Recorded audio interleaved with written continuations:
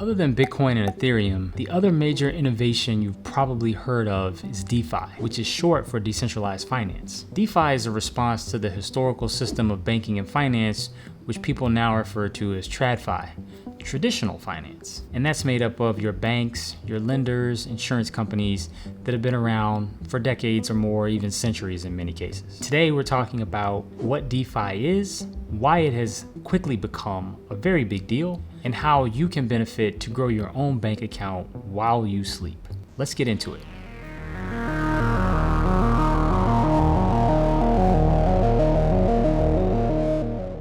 I'm Corey, and on this channel, I help people decode technology and innovation to grow their wealth on the journey to financial independence.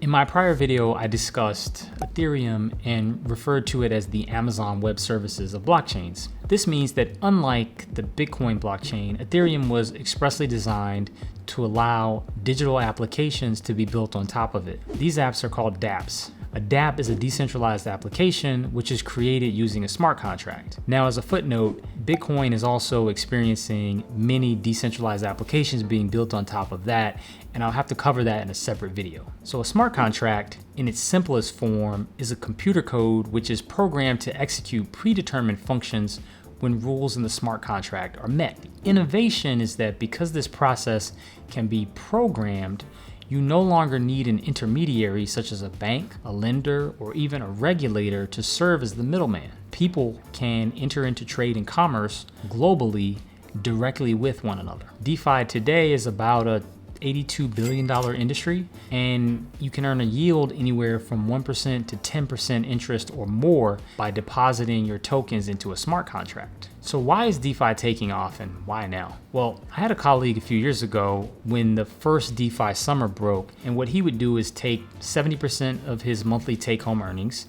and convert that into stablecoins. So stablecoins are a digitalized token version of the US dollar or any other national currency. They're called stablecoins because the goal is that price of the stablecoin will be stable. And generally that means that they might fluctuate a penny or a fraction of a penny up or down, but it's generally stable at about $1. So the key here is that where people want to speculate and they want to hold crypto, but they don't always want to have their cash balances fluctuating at the same rate at which, let's say, a Bitcoin or their token might, then they will hold stable coins because it's going to be more stable and it will allow them to properly keep desired value. So stablecoin solves that problem of volatility of directly holding Bitcoin or Ethereum or some other cryptocurrency. And DeFi turbocharges the usefulness of those stablecoins. With 70% of that monthly take-home pay, as I said in my first part of the example, my colleague would take that entire amount. So let's say that's $8,000. And instead of holding it in the bank earning no interest, he would convert the cash to USDC or another stable coin,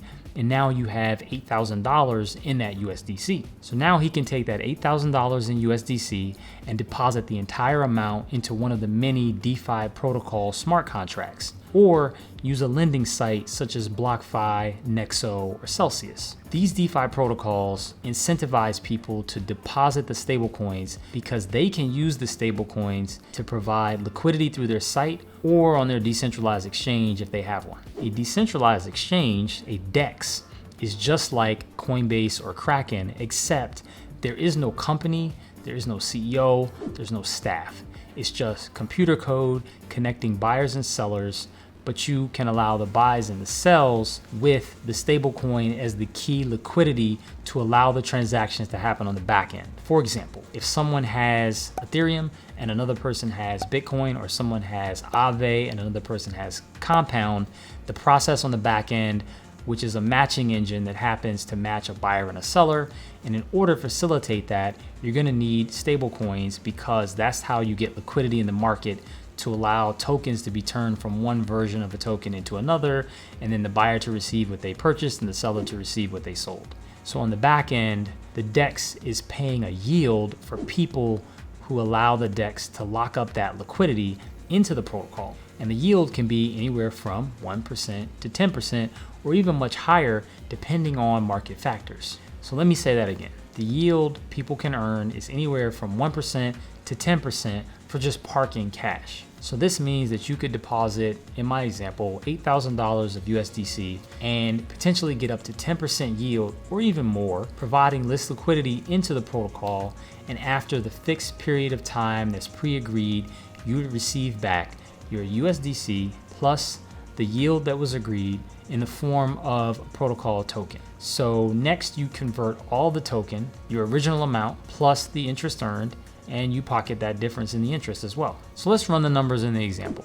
So $8,000 with a 10% yield, depending on how long you lock up the funds, that would give you $800 at the end of that period. And so you would get back $800, and that's just a small example. Now, if you think about DeFi at scale and why it's a multi-billion-dollar industry, is that let's take a larger example. So if you pull out your smartphone at home and you multiply $1 million at 10%, that's gonna be a $100,000 return or a yield on that cash that you might otherwise just have sitting in your bank account. And this is why DeFi is taking off. No bank anywhere can provide this level of yield, and specifically in some countries, particularly in Europe, they're providing a negative yield, which means they're charging you to keep your money in the bank. So you can really see how, depending on your life circumstance, the country you live in, your financial situation, this product can be something that could be very attractive. So what's the catch? The catch is that this technology is new and it's clunky, and it's also much more risky than a plain vanilla savings account. However, you are being compensated for that risk. So what about you? You can take advantage of the high level of yield in a number of ways. The simplest way is to convert US dollars into a stable coin like USDC, or buy one of the popular DeFi protocol tokens directly from a Coinbase, a Kraken, or a Gemini. These tokens generally, there's a number of them, but I'll just name two, which is Aave and Compound. They will allow you to directly deposit those tokens into the Aave or Compound smart contract to start earning a yield instantly. So if this seems a bit complicated, you don't have to worry about that, because the major exchanges will offer the tokens as well as stable coins. And just to be clear as well, I'm not sponsored by any of these exchanges or any of the protocols that I've just mentioned. These are just specifically the lending protocols, the top two that you can find on a site that I'll list below in the show notes. So let me know in the comments if you'd like to see a video where I walk through depositing the token into the smart contract, generating the yield, receiving the yield, converting it back into USDC. It might sound a bit complicated, but it's actually pretty straightforward.